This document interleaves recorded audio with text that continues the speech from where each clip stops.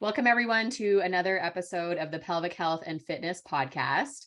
Rhonda here, and today I am honored to welcome pre- and postpartum fitness coach, Laura Jawad. Welcome, Laura. Thank you so much, Rhonda. So happy to be here. Yeah, before we get into it, I'll just do a little bio about you, and then we'll get into the questions. So, as a pregnancy and postpartum personal trainer and birth doula, Laura helps people feel strong and confident in their changing bodies. Laura's journey navigating her own pregnancies and difficult postpartum recoveries opened her eyes to major gaps in care offered to birthing parents. She left her role as a PhD trained scientist, which I'm excited to talk about that, to become the coach and resource she needed during those vulnerable years. Today, she does more than simply program workouts. She helps people recognize pregnancy and postpartum as a pivotal opportunity to grow strong and thrive. As a coach and a content expert with over 5 years exclusively focused on pregnancy and postpartum, she's on a mission to destigmatize conversations around birthing bodies and pelvic health. Laura holds certifications as Girls Gone Strong, certified pregnancy and postpartum coach, and a certified pregnancy and postpartum athleticism coach. Awesome. Thank you so much for joining us, Laura. Thank you. Yeah, so your bio tells us a lot, and you touched a little bit on this, but could you tell us a little bit more about you, how you got into the world of pre and postnatal coaching? Yeah, absolutely. So as you kind of ran through there, this is career number 2 for me. Yep. So I come to this with a background in research science. I have a PhD in oceanography, and I worked in academia for almost 2 decades. Wow. So I was there for a pretty long time. I had my daughter, my first child, first pregnancy in 2016. And that was just a super transformative experience for me, eye-opening experience for me. I went into that pregnancy in the best shape of my life, like the most Yep. athletic I've ever been. And I was determined to maintain that throughout my pregnancy, and, probably did some questionable stuff. But, ultimately, like, I ran through like 2/3 of my pregnancy, and I went to my kettlebell classes, and I did like a 25K trail run. I did some Yep. stuff that definitely I wouldn't necessarily recommend. Um, and it was fine. And then postpartum, it wasn't fine. And Yep. so what I found is that after my pregnancy, I had a prolapse. Running didn't feel good. And I had to figure out how to get back to the sports that I wanted to do. And the resources that are available today were not available Right. 6 years ago. Right. There has just been an absolute revolution in the resources available to pre and postnatal women, people in the past several years. And so when I was going through this, I was really paving my own path forward and doing that research on my own to try and heal myself. And I loved what I was learning. Yep. And I just really felt like I needed to share that experience with more people. Yeah. And of course, now I know it's not true. I almost feel like you can find like a pre and postnatal trainer on like every street corner. But it's just the landscape has changed so much in the past couple of years. Yeah, I would agree. And it's incredible. But I think with that too, similar to any area of growth, there's going to be a broad spectrum of providers, right? And I Yeah. think, you and I will get into that today, is just making sure that people are informed that not all pre-postnatal trainers are created equal, right? And Yeah. really trying to find someone that resonates with what you're looking for and what your goals are. So yeah, Yeah, I and I think it's so neat because several years ago, I was lucky enough to find someone in the Seattle area who did specialize in pregnancy and postpartum.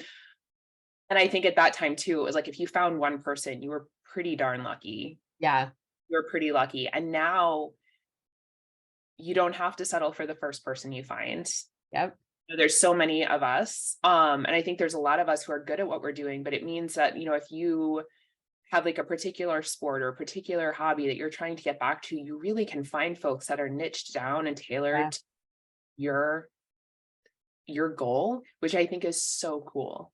I I think think it's so it's cool so too. cool. Yeah. So was it then after, going through prolapse symptoms, trying to navigate getting back to fitness yourself, is that when you decided, okay, I want to become a coach? Is that kind of what led you down that path of learning more? I don't know if there was ever like a single moment. Yeah. There was definitely, hopefully like my old bosses like never hear this, right? But there was definitely a moment where I would like go to work and spend more time like, Googling and like learning about this stuff than like what I was supposed to be doing. And I was like, okay, I think I'm done. Right. Yeah. And I think that was a big piece of it. When I was a kid, like I never had like that one dream of growing up to become a certain thing. I never Yeah. had like very clear career goal. And it was kind of neat when I found this because I finally found a thing that like I wanted to do, not something that I had just sort of landed in. Right.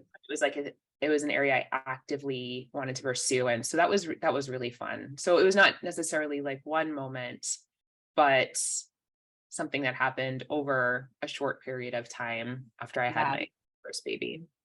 That's so cool. And so was it a pretty quick transition away from your role as a researcher into this? Did you have like an overlap time where you were doing a bit of both? There was a small overlap time, but honestly, so I did my personal training certification, my birth doula certification while I was still working in academia. I may have started Girls Gone Strong was my first pre and postnatal cert, and I think I might have started it while I was still employed. Um, but I didn't take a ton of clients before. I mean, it's hard to do both, right? Like they're Yeah. both science is really like an all-consuming passion-driven job, and so is this. So it's really hard to do them both.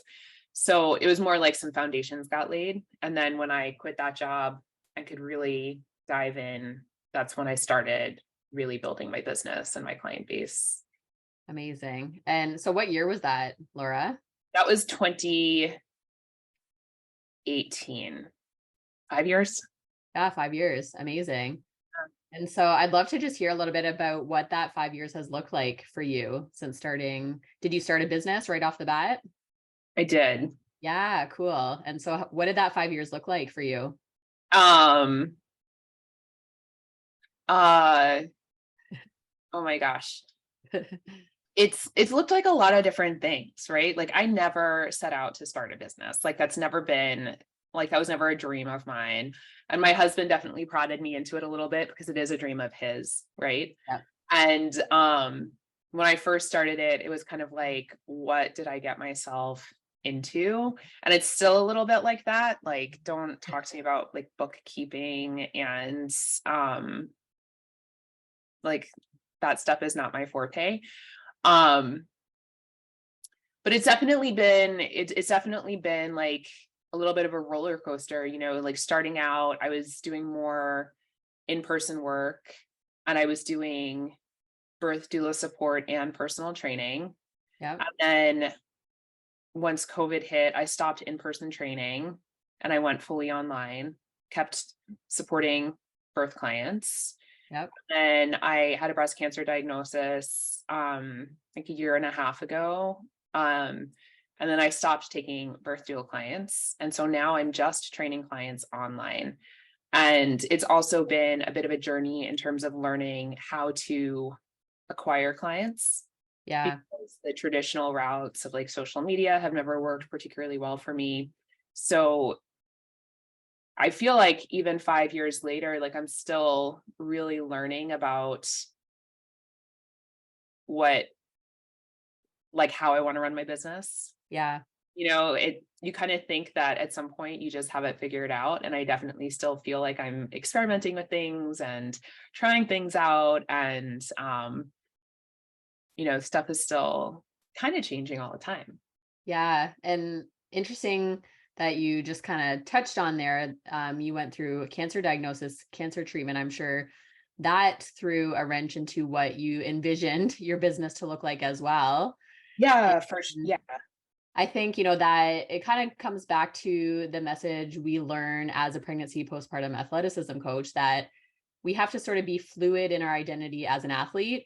But I think that's true as a business owner, right? Is we can't necessarily let ourselves get like pigeonholed into this is what I'm going to do forever, because life happens, things change. And yeah, we kind of have to just roll with it. Yeah. And, I think I was told, like, when I started my business, that it takes about 5 years to build up a clientele. And I've made all kinds of excuses for myself along the last 5 years, right? Like, first there was, I had, a pregnancy and a postpartum that kind of like got, in quotes, if you're listening, like got in the way. And then there was COVID, which also it like broke that runway and like got in the way. And then I had a cancer diagnosis and treatment, and that like broke the runway and got in the way. And at some point you just start to learn, well, maybe this is just life. Yeah. Maybe this is just life. And we're always like, we're never going to have this like perfectly clear runway to build something or to like linearly progress without speed bumps. There's always stuff that gets in the way, and that is just part of the process. And I think several years into this, I'm finally accepting that Yeah. and embracing that. Yeah. And actually, like, I love working with parents because we're all going through it, For right? sure. And so folks tend to be more understanding and willing to go with those little ups and downs. For sure. And that 100% ties into, fitness, right? And, helping parents recognize if we're waiting to be less busy, we're going to be waiting forever, right? So This is how just can we how can we fit exercise into the chaos of mom life? yeah.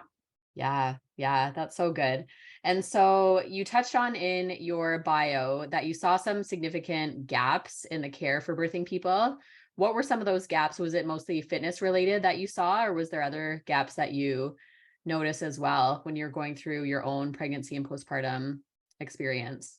So I think there are several things. So one is that, lack of referral to physical therapy, right? Yeah, Just sending people back out with no support there. And also at the same time, like having the primary care providers tend to normalize like the incontinence and the pelvic pain, and then also not refer out to the people who can support those things. And I think that's a huge, I mean, we can call it a gap or we can call it a problem, but it's something that I do think that as trainers, coaches, we do help fill that gap a little bit. Um, I think there are not enough checkpoints, right? Like the 6-week checkup is not enough. And so I think it's another gap that trainers are able to fill because we're like eyes on the ground, right? Like we have so many more touch points with our clients. And of course, we're not medical providers and we can't diagnose or treat things, but we can see stuff and we can point stuff out and we can say, hey, like this is something you want to address. Here's the person you might want to ask about that. Here's the yeah, name of someone. And similarly, managing like a lot of the like misguided, outdated information that we get. So I think those gaps just come in the form of like it's a lot of misinformation, right? Like providers not knowing or not feeling it's important to make those referrals, like thinking some of these symptoms are still normal, still providing out of scope exercise advice, like, don't lift more than 10 pounds with no expiration date. So you run into people like 3 years later who are like, well, they told me not to lift more than 10 pounds. yeah, It's not meant to be forever. So, and that also comes down to like the lack of checkpoints, because if you saw the providers more often, then that would get caught. So yeah, there's a yeah. few I things. agree. Yes, lots of things. And do you have strategies in your world to kind of help with that? Do you have a network of people that work with referral wise to try to change that, or what are you working on to kind of bridge that gap in your community? Well, I mean, so for part of it, it's just, I think doing the job I do bridges some of that gap, right? I am seeing people more frequently, have more frequent contact with my clients than they have with their medical providers. But I do have a really robust local network. And so even though I see most of my clients online, most of my clients also come from the Seattle area. And so I think that's, it's an advantage of working with a local trainer, even if you're working with someone online, is I do know a lot of the like allied perinatal health providers in the area. And so I can help get people to where they need to go. And I think that's super valuable. Yeah, I I love do that. make a lot of referrals. Yeah, totally. I relate to that too, Laura. So I'm fully virtual as well, but most of my clientele happen to be local people as well. And I think, yeah, we can sort of be that connector person. Whether it's, midwives, OBs, lack of awareness of what we do, or it's not in their scope to understand what we do, lack of time, not sure. But like you said, we are with our clients for a longer time. So in that time, yeah, it's a lot easier for us to be like, oh, you're dealing with this. I know this person. So I think that's such a valuable thing that we can do for people in our community to just expand their network of people that can help them feel better. Yeah. Yeah, that's amazing. So one thing you and I wanted to talk about today was the differences, similarities between what we do as postnatal fitness coaches and what pelvic floor physiotherapists provide. So Dana and I wear sort of two hats there. Dana is a pelvic floor physio, who's my co-host, and we talk about this a lot on the podcast. We have sort of similar approaches, but there are a lot of valuable differences that we have as well. So I'd love to hear your thoughts on that. So let's start with just sort of like the differences between what you do as a postnatal fitness coach and what a pelvic floor physical therapist helps their clients with. Yeah. And I'm so excited to have this conversation with you specifically, because I know you do wear both hats. And so I feel like you have a super unique perspective on this as well. So I definitely see physical therapy and personal training as highly collaborative. What's the word I'm thinking of?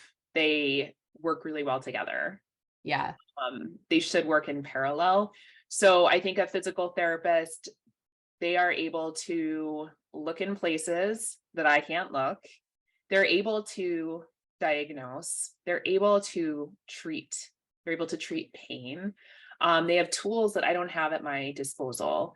And so for anyone who is like very early in their journey or is experiencing any kind of, consideration, pain, pressure, peeing, anything that is unwanted, I think that it's absolutely essential to have those providers on board. And similarly with folks who just want like an early and aggressive reentry to exercise, I always try and get them in with a PT, because y'all are the only ones who can really evaluate like the pelvic floor's readiness for impact and exercise. That said, I think personal trainers have a really important role kind of taking people from that place of rehab back to a place of performance and providing that progressive overload, providing that like specific activity specific training. And so I think that there's a really nice continuity between the two services. And I think they work really well when the two providers can collaborate and, work together, especially if a client is being seen by both providers at the same time. Because I know it can be really tough. When I have a client who's in PT, if I'm not in touch with the PT, then they have two sets of exercises that they have to do. That's like super hard for them. And every once in a while, stuff is different. They get different advice. Yeah. Us, right? Like it should, like in an ideal world, all that advice is aligned, and every once in a while it's not. So I think, having the two providers work together is also really beautiful and provides a really nice level of care for the patient. So it's a continuum. Yep. And I don't think that there's like a hard line where one ends and one begins. I do think there's like an area of overlap in that late rehab and early return to exercise phase. And I think that's maybe where it gets a little bit confusing for folks, because I think there is a little bit of like a gray area where we overlap a little bit. I agree. Yeah. And that's very similar to how I approach things too. And I've always been a physiotherapist that has focused on exercise and movement. That's just been my jam almost since I started physio school. And yeah, it's been interesting navigating it because, a lot of people keep questioning, are you going to be an internal therapist? Are you going to be in person at some point? Honestly, I don't think I want to be because I value that gap that we provide between that internal sort of like initial stage diagnosis, treatment, getting people, feeling better, rehabbed in that sense. But then there is a huge gap missing that we fill of getting, like you said, getting people back to performance, getting people back to just feeling confident to do the things that they want to do as a mom, not even an athlete per se. Yeah. And yeah, like I personally work really well with a couple internal pelvic floor therapists locally that have admitted they don't have time in their schedule to take someone through exercise, progressions, and they maybe don't have the knowledge or the enjoyment out of it as much as I would, right? They might know it, but they're like, yeah, I just don't, doesn't excite me. So I think that is an important piece of it too, that, we all have our different approaches. We all have our different things that excite us. And I think that's important too, right? Is recognizing like, what do you enjoy doing? And how can you then help clients get to what they want to do using the things that you love the most? Yeah. Yeah. I mean, Mhm. division of labor is like a really important asset, right? Is an Yeah, important piece of what makes society work. Um, totally. and so acknowledging that and like sticking within one's wheelhouse, I think is really important. I think the challenge is educating um clients and educating the people that need those services. One of the reasons I was interested in having a conversation is because I definitely have had several people over the years where we go through kind of like the meet and greet process and we have all the conversations, and then they say, oh well, it turns out my insurance will cover like this many physical therapy appointments, so I think I'm just going to do physical therapy instead. Yeah, And of course it's also a failure in education on my part, but I think there is also a really just big misunderstanding in terms of like what physical therapy is and where it'll get you to. It's not that physical therapy is a replacement for personal training or right. exercise progression, and personal trainers aren't medical providers. Yeah, So they're not going to do that early phase stuff. Um, but physical therapy alone won't get you where you want to go. And yeah. sometimes you can't get where you want to go without it. So I think it's tough sometimes for people to understand they really do need two different providers with two different expertise to support their goals I in this agree. case. Yeah. And, where are you located, Laura? Just outside of Seattle.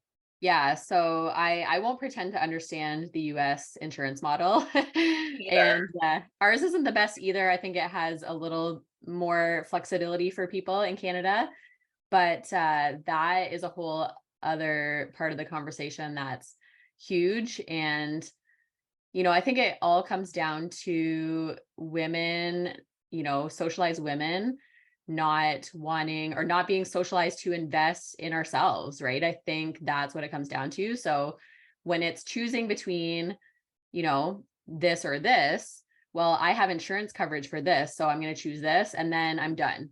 Then I'm done investing in myself, right? Because I'm good, I'm fixed, right? But I think that's what, we're talking about here is that if your goals are to feel really good and really strong into old age, if that is what you want to do, yeah, I think it's so important to have a physical therapist and a personal trainer on your team to keep you feeling really good, right? And I think especially as moms, it's hard to find time, and some of us need accountability to move our bodies, and that's not an admission of failure, that's just part of being, a human is we need accountability. And so learning to put money forward to invest in ourselves, I think that's such a skill that many of us are lacking in the world.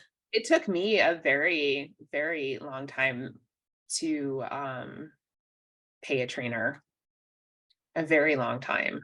Um, and now I've reached a point, I haven't had a one-on-one trainer in like a year.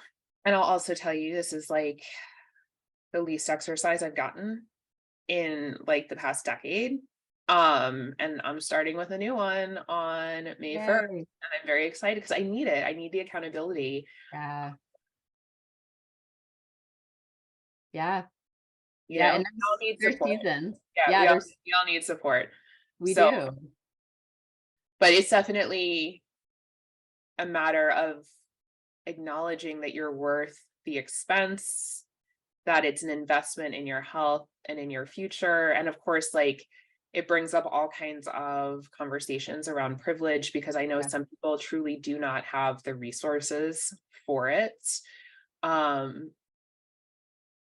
there's also like, the explosion in pre and postnatal stuff over the last 5 or 6 years also means there's also like tons of resources available at different price points, Yeah. which is really nice, right? There's traditional one-on-one personal training, but then there's also some really, really fabulous group programs and memberships that are like lower cost and still provide support that's like at least tailored, if not for you as an individual, tailored for where you are in your childbearing journey. And so is still a really, really good option. Yeah. Yeah.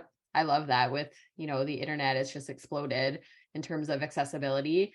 But again, I think it's then we, you know, educating our clients on what to watch for and maybe some red flags to watch out for. Because, with the explosion comes a lot of, again, mixed messaging and Yeah. a lot of, fix your diastasis with these 5 exercises and you'll be good to go. Oh my A gosh. lot of them. Or the one exercise to flatten your tummy. Oh, right. Yeah. And that's a whole other conversation that we could dive into another time, Laura, is just, yeah, with the body image, that type of thing that, yeah, I think, a lot of women go into postpartum recovery, postpartum fitness training with, again, just usually no knowledge because there's not a lot out there. It's getting better, like we said, but, and then it's a lot of, yeah, black and white and a lot of catering to, people's areas that they need to fix, which is a whole other problem, but there's so much more to it. And that's what I love about, the training that you and I have done. We're looking at a whole person approach and yeah, just getting people feeling really good and really strong in their bodies. So that's what we do. Yeah. Yeah. Yeah. Awesome. So I'd love to hear more about your business and, the clients that you work with now, Laura. And if you want to touch on just the programs that you're offering right now, I'd love to hear more about that. Yeah. So my business right now, I'm offering pregnancy and postpartum personal training. So I'm not offering birth support at this time. But I do love working with people on both sides of childbirth. I think that prenatal preparation is so essential for a really strong postpartum recovery, and being able to work with folks prenatally is just like, I think it's magic. I think it's Yeah. so wonderful. So I do work with people on both sides of that. All virtual support at this point. And most of my services come in the form of one-on-one training. I do have a DIY program. So again, trying to offer services at a variety of price points. So I have a return to exercise program that's a 16-week program that I've tried to make as close to a one-on-one experience as I possibly could. So it is very thorough. And then I have my first cohort of running that program live right now. So I Cool. have a small group of moms who I'm working through the program with, which is super fun. That is awesome. Yeah. So cool. And where's the best place to find you? So my digital home is my website. So laurajawad.com. And that's where you can find out about my programs. I write an active blog. And so I would love for everybody to go and check it out. And of course, you can get on my email list, which I email weekly. So you can also find me on Instagram, but I'm less active there. And that's at Laura Jawad Fitness. Amazing. I'll put all of that in the show notes. So before we sign off, is there any other little tidbits of advice that you want to leave our listeners with? No, I think the big thing I just really want folks to understand is that physical therapy is not a substitute for personal training, and that personal trainers are not medical providers and should not be like diagnosing and treating any of their postpartum conditions, right? It's two specialties that are complementary but different, and both really supportive. Yes, that's beautiful. Yeah. And I think, bringing that awareness to the podcast is so important because if you have the means, being able to access both in your community, I think is so, so valuable. So such a great conversation, Laura. Thank you so much, Rhonda. It's been a pleasure to be here. Yeah. Thanks for being here.